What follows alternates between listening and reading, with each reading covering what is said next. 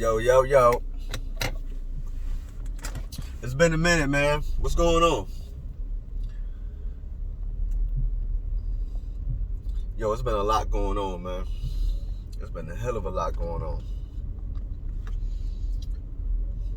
But I had y'all know I try to do the videos, man. I don't try to do the norm. Like, even if I'm talking on a topic that everybody's talking on, I still try to come at it from an angle of education, man. And not just hopping on some wave for the sake of hopping on a wave. But as we all know, it's been heavy. I mean, urban side of things, like national news, ain't really talking about it. Cause I mean, it's some nigga shit at the end of the day. But we see that dude Alpo got killed Halloween morning, 3 o'clock in the morning. Well, I don't talk about Halloween. I'm Muslim, you know what I mean? Just what everybody keeps saying. But October 31st, he was shot 3 o'clock in the morning in Harlem. For some people, it's a long time coming. For some people, you know, he got taken away from them again. Depends on what side of the table you on. You know what I mean? And that's definitely some real. It's real life, man. Like, that's why I mean I really hate with a passion. I don't use that word hate lightly. I really hate with a passion when people say, "Oh, the streets is a myth." Like I said, there's nothing mythical about this, man. There's nothing mythical about running around. It's real consequences. You know what I mean? So I guess he was coming out of a club or something, 3 o'clock in the morning. Why would he be staying to the let out? I don't even stay to the let out. One, I don't even club like that no more. But even when I did club, I didn't stay to the let out. If you know, you know. You know what I'm saying? Like, everybody want a parking lot pimp, I guess, and see what they can snatch and grab. But anybody that really know how that thing move, know that the let out is the most dangerous part of the night. You know what I mean? Like, but why would, out of anybody on the planet, him, why would he be out there that late? Man, who knows, man? Was he waiting on a chick? That chick lined him? Like, it's no telling. I mean, then he was sitting in his truck. You know he was sitting in his truck. I mean, if you look at his window, one is high. His truck sat man high. It was a Ram truck, but it sat high. He had to lift it a little bit. I don't know how she had to lift it, but he had to lift it. So that let you know that whoever did it, they also had to be in something sitting high. I mean, go back and look at Big Dog. Why did Big have all them shots in his door? Because the shots came from an Impala and he was in a Suburban. So somebody shooting up. So for Alpo to be in a lifted truck and them shots just went through the glass, all right here through the glass, then you know that somebody's vehicle was sitting about equally as higher. Right? And it wasn't sitting higher than his because the shots wasn't down on the angle. The shots was really straight. So this wasn't no regular, to me, from everything that I know, everything I don't experience, everything I don't read, or everything I don't read about this particular situation. This wasn't no regular payback, if you ask me. This was something a little bit deeper. But the sad part about it, well, not really sad, I'm not going to use the word sad. The thing about it with his situation is that, you know, the police is still going to have to investigate his murder. I mean, he was in the Witness Protection Program. Let's go and call a spade a spade. He was in WITSEC, right? That let you know because Abraham Rodriguez on a driver's license in Maine. However, his vehicle registration was going to be in Texas. So that says even if somebody got a drop on his vehicle, that Texas address is going to be registered to is going to be a dummy address.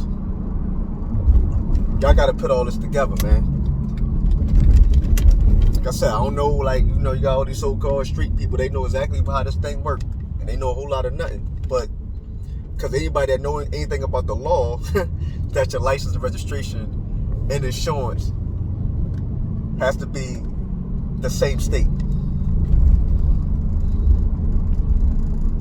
So he had a social security number, social security card with Abraham Rodriguez on it, driver's license with Abraham Rodriguez on it, and a new registration for his vehicle information, or vehicle registration information. I ain't gonna say new because I don't know how long he had it, but the vehicle was gonna be registered in Texas. He had Texas paper tags, so he's waiting for either he's waiting for the hard plates to come in, or they was there, he just ain't put them on yet. However you want to bring that back.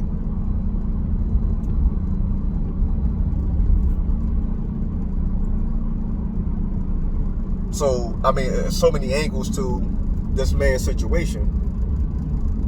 Because this very well could have, I mean, come on, you had anywhere from Harlem to Brooklyn to Maryland to D.C. to Northern Virginia. You had dudes that had reasons to get them out of here. Like, that's, he ain't leave nothing on the table, I'll tell you that. From admitting to 14 murders. I say admitting, because there ain't no telling how many more was actually than that had occurred. He admitted, agreed to say, yo, I had direct involvement in 14 homicides. Now, including the number of people he told on, right? I mean, it got so many layers to do case, man. But if I had to put some money on it, like if I had one guess and my life depended on it, I probably would say that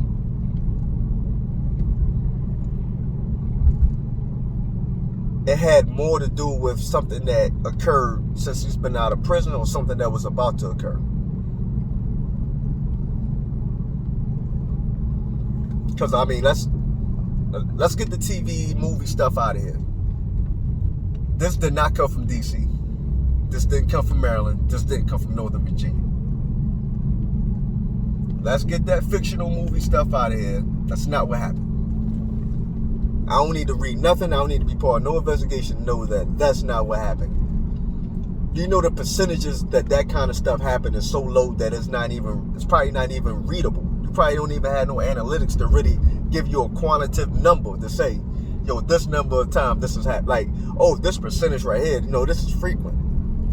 No, player. There's too many logistics involved. You think Alpo made an announcement that he was going to be in Harlem?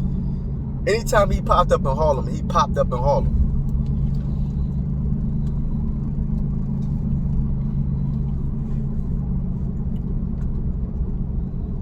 This is not a case where he telling people, oh yeah, people gonna walk by on the block. Hey, yo, man, I see you next Saturday, man. I'm gonna be at the party. Come on, man. No. There's a lot of logistics that's involved. Coming from out of town to drop something. Now, especially you out of towner, you gotta have that much faith in whatever relationship you got there that they not gonna backdoor you. You know what I'm saying? Like, that's what I'm saying. The chances of that being what happened, like somebody coming from out of town, like we talking, what, 4.5 hours?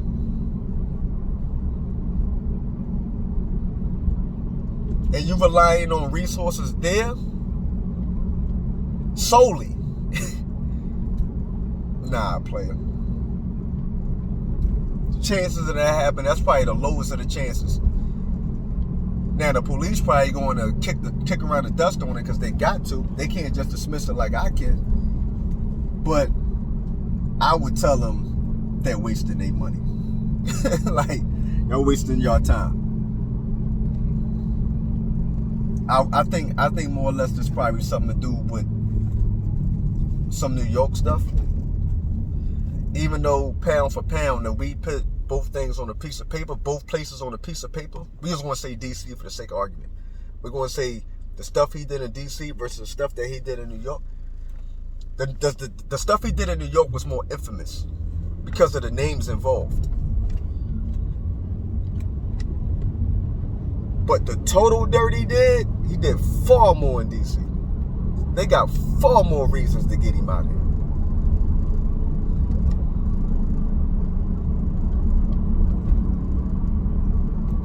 Now, the stuff he did in New York, we know 2 infamous situations.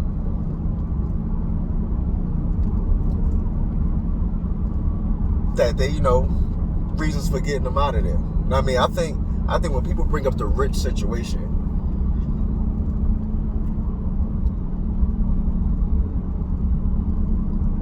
from everything I've read and paid attention to about him and Rich situation, I don't really believe that him and Rich was homies like that. Like, it wasn't no day one type situation. You know what I mean? Like, I think theirs was just more lines of a mutual respect, and they kind of the people they ran with overlapped. You know what I mean? So that kind of made them close by that. But I don't think that they had, I think it was a mutual respect. And they definitely did business together. But like I said, I think it was more or less that people in their circles overlap that had more tighter relationships than per se him and Poe and Richard's actual relationship. And I think for me, the only innocent now out of all the stuff that don't happen, now you had some females that got caught up in that got murdered that was innocent. But the real true, and you ain't but innocent but so much, because you run around here with a street dude, you know what time it is. Like, I be telling these females, man, like, y'all be want to run around here with these street dudes, y'all want to ride around the car, take you shopping, have you at the club with them, at the restaurant, you want all the bennies of it. There's something else that come with that. He owes somebody money, you probably gonna get taped up. He killed somebody that somebody loved and they can't get to him, and you right there, they probably gonna kill you. So I really can't call him innocent. I may call him naive, but I'm not gonna call him innocent. I'm not gonna go that far with it, because you're not innocent. To me, the only innocent person was Darnell, man. He was the only innocent person. No one else is innocent. People want to change the rules to their favor when they running around the streets, and that's not how it go. When you running around, when you got your hands in the mud, you subject to everything.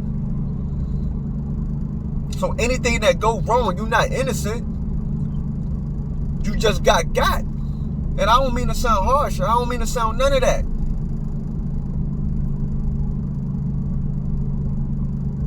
But when you got your hands in the mud, what you already know is that karma's gonna come holler at you. Because it's dirty. It's a dirty game. So no matter how you bring it back, karma is going to come holler at you. The key is not to compound the dirt that you're doing by doing grimy shit. That's the key. It sounds like an oxymoron, but the key is to get out of a dirty game as clean as possible. You understand? So hopefully you can atone for your misdeeds, and you can try to buy back and pay down, so karma don't come back but so bad. But karma's gonna come back regardless, and that's already understood.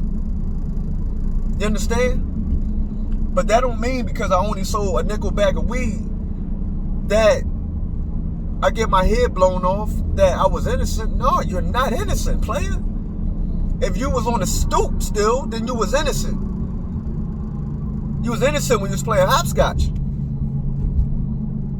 The moment you got off the curb, man, and decide I want to bag something up, I want to cook something up, I want to chop something up, I want to serve something up, you want to carry something up, you was no longer a civilian. You was no longer innocent. So however the game went for you, it went for you. Now, that don't take away from that people who turn out on the bad end of it, on the wrong side of it, wasn't a good person. That's not saying that. That's just still saying, though, that when you play the game you play, man, you're not always in control of how that game gonna end. You don't see dudes put up 40 point triple doubles and still lost. They did anything they could do. The game still ain't turned out in their favor. You know what I'm saying? That's the true way that I'm saying. That's the true way that it goes. That is the true way how it goes.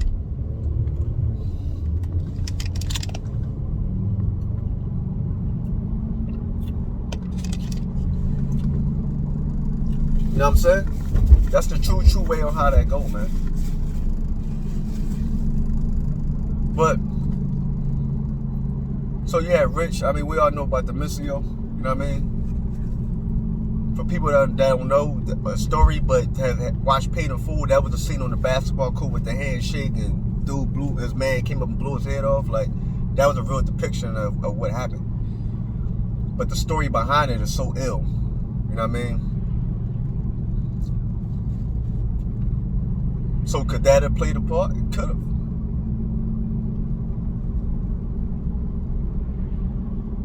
I don't think so. I mean, I think,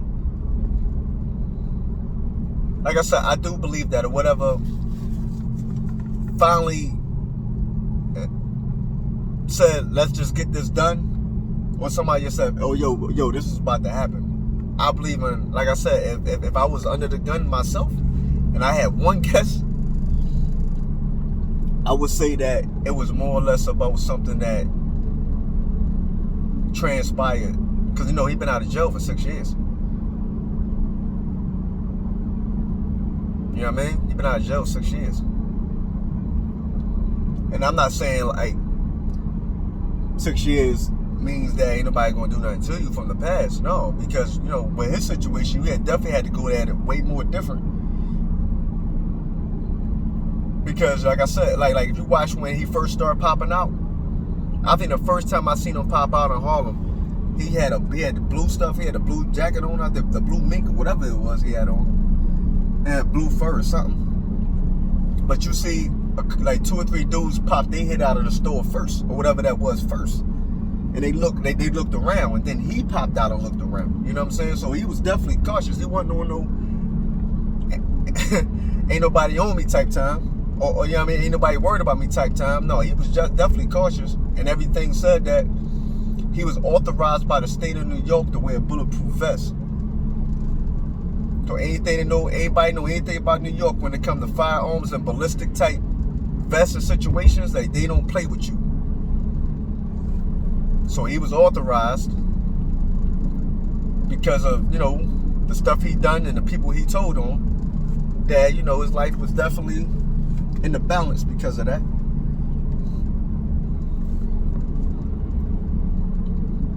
But he was definitely moving cautious. So I always say, you know, the streets definitely can rock you to sleep. You know what I mean? So he was moving cautious. I'm pretty sure that the people he had around him, intentions was not to let anything happen to him. So they was prepared to do whatever for him to make that happen. Because everybody didn't hate him in New York. Let's get that straight. Let's get that clear.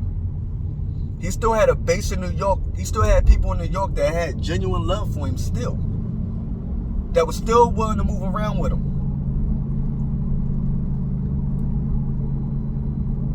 You know what I mean? He was still running around putting pressure on people. Like, let's not get nothing. So, like I said, you had to go at him a little different. Because anybody that was involved with 14 murders, I ain't saying to make you the toughest person in the world. I'm saying that let people know that you ain't got no problem with doing nothing to nobody. So the whole key is for you to pull off the murder, not for you try to come for him and he turn around and murder you. So one of his people's murder you. Like, that ain't never the plan. So, and then you had the WITSEC part.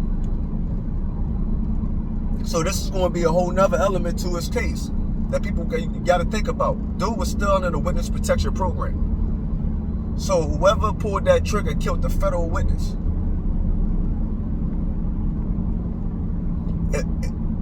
It's some pressure that come with that. It's some pressure that come with that.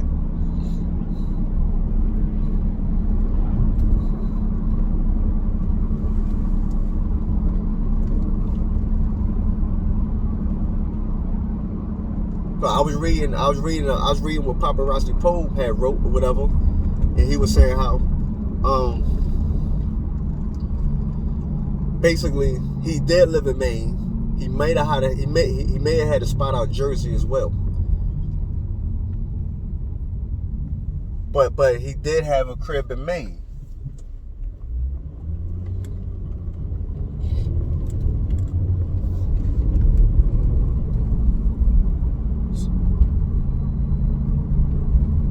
You know what I mean? So he was still close to New York City. I mean, Maine is Maine a little distance, but that's still driving range.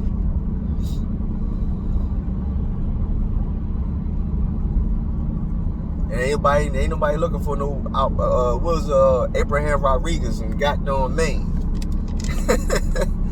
You know what I'm saying?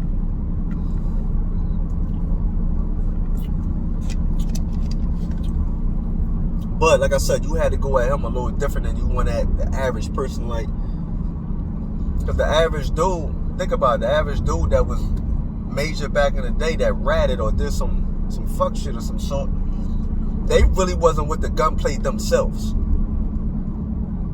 You know what I'm saying? They had it done. Majority of them had it done. Majority of them was not with the gunplay themselves, man. So that's what I'm saying. You had to go at him a little bit different. Like you had to be a lot more strategic in how you went at him. But if it was about you from the past wanting to get revenge for whatever, you know, or atone for whatever, you know what I'm saying? But like I said, if I had to guess, it's more or less something that transpired or was about to transpire because he's still in Witsec, right?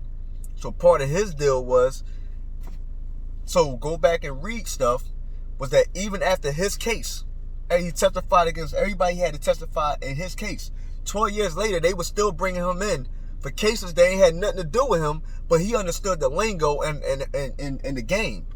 So then he became a professional witness on the transport and the selling of narcotics. You understand what I'm saying? So that deal continues. So I guess he had 32 years total. So he probably had he did like a quarter. He was up 6. So he had like another year where he had to be under the thumb of the federal government for whatever they wanted. You understand? So did he get knowledge of something? Or was he involved in something again? Because I read something yesterday where said they found 12 baggies of brown substance in little baggies thrown from his vehicle. Anybody know what that brown substance is? That's heroin. So was he back in the mix? That's what it sounded like to me. I ever took dude as a drug addict.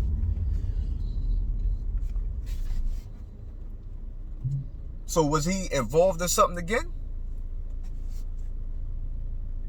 So whoever he got that work from was playing Russian roulette. You understand?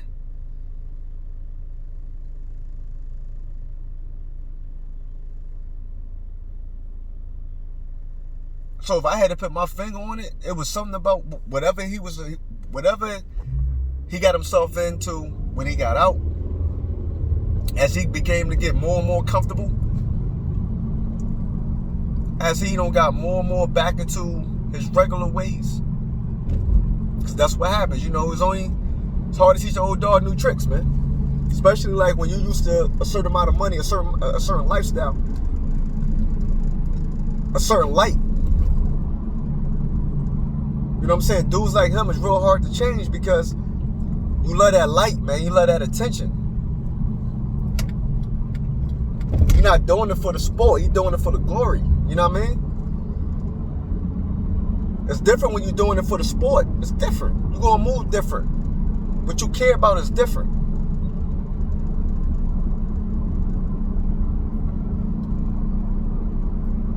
I mean, dude was flamboyant as flamboyant goes. In New York Fashion Week and all that. Like, I seen something where somebody was like, something about The feds was probably mad at him for being in New York, being in Harlem. The feds knew that, like, come on, man. He was at New York Fashion Week. He been popping out. He been popping out. This ain't nothing new. They been knew he was popping out. And they still was riding with him. So no, that ain't it.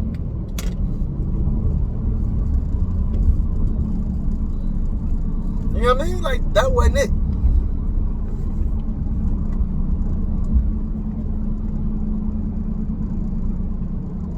But from looking at that scene, from him sitting in this truck, why was he just sitting in this truck? Did he just get in this truck, or was he just chilling? But 5 shots went off. All of them hit. If you follow the shot group, in the shot group, it just means the proximity of the projectiles to each other. From the imaging, like from the window, you can tell how close the shots were to each other. That's what the shot group means. And people that don't know, I'm just not trying to talk over your head, not saying you dumb. But those shots clearly came from a stationary position. But them shots also, if you pay attention how I followed from right to left. So that it's just indicative of somebody he probably was leaning, like to get away from the shots, and they pretty much just walked him in. The shots probably came from another vehicle. They didn't get out, but while I'm walking in, they just followed him. This ain't no gangbanger. This ain't no young nigga or whoever just mad with a gun. This ain't that. And if you think that's what this is, then you need to go somewhere else and say you know about other stuff, because clearly you don't know nothing about this.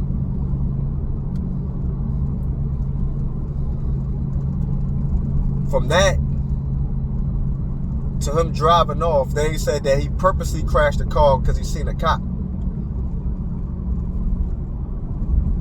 So quite naturally, that's going to get their attention. He got shot in the chest, so he probably could barely breathe. So he ain't doing no talking.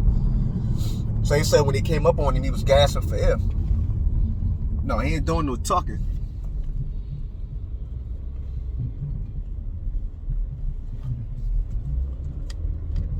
So, and then the baggies or whatever, like he got rid of the baggies. Somewhat, I guess. Not all the way, somewhat got rid of them. But yeah, this ain't like I said, it's no telling where that came from, man. And my advice, man, I get it. I understand YouTube and how this works, right? Is that you have probably like 4 or 5 super channels, like big channels. They got like over 150,000 subscribers or whatever the case may be. And people, everybody want to get their numbers up like that, so they trying to jump on a wave. They trying to get exclusives. That's the real word I'm looking for. They trying to get exclusives, right? And you had a lot of people putting out a lot of information that they probably shouldn't have put out in private and on the internet. You had a lot of business being told that shouldn't have been told. And a lot of these dudes say they from the curb, they from the streets. What people that love me, what they love about me, is I don't change no matter what terrain I'm on. I'm the same person, man. I move with the same principles. I move with the same morals. I move with the same values, because mine was built on the street. My shit was built from the curb, man. And I believe in my heart of hearts that it's the right way to move. It's not just, oh, that's just for streets. Nah, if you look at it and you really break it down, these are life lessons, man. But them streets teach you what Jada said. The streets taught me what you could never learn in the classroom. I mean, it don't get much realer than that. You feel me? It don't get much realer than that.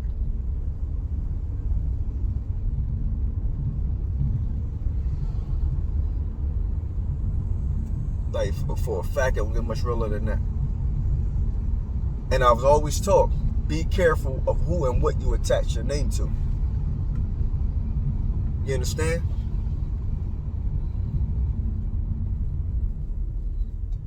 Why is that so important? Once again, I'm all about the education. It's so important because depending on the gravity of the situation,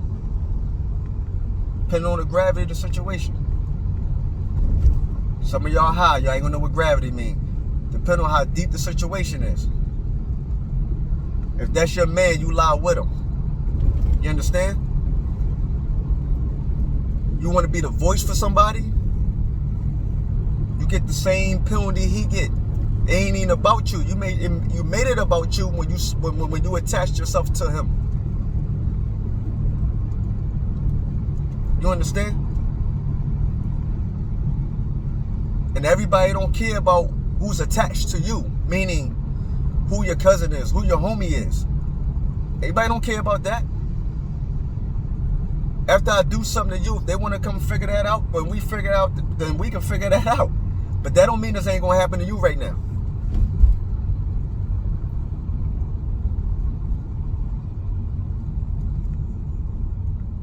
I made videos where people got mad because I told the truth about individuals. Like, the only thing I'm doing is telling the truth. I'm not a dick eater. I tell the truth, man. You can, good, bad, or indifferent, take it how you want to.